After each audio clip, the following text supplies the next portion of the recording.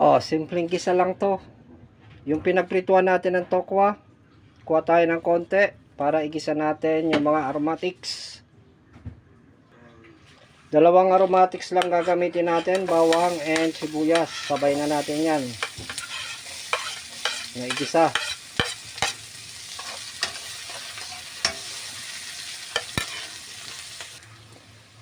Oyster sauce lang ang gagamitin natin. Tansya na lang.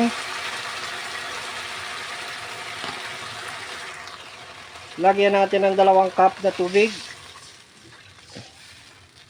Antayin kumulo. 4 cubes para sa extra flavor.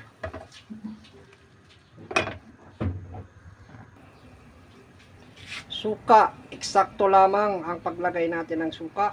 Pambalanse lang. Pampabango, liquid seasoning.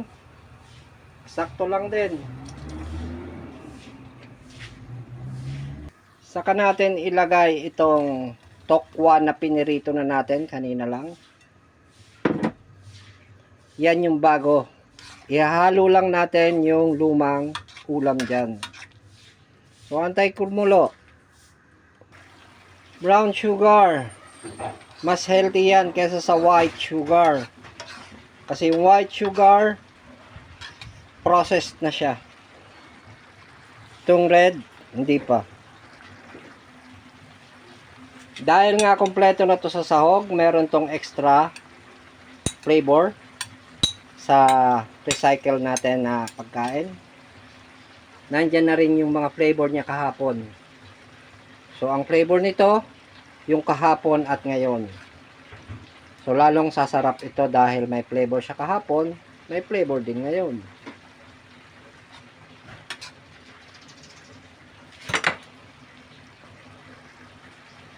Ilagay na din natin yung mga pinirito nating ulo.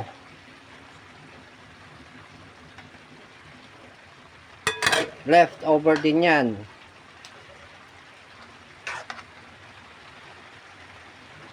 Ganun lang kadali. Meron na tayong masarap na ulam ngayong tanghalian.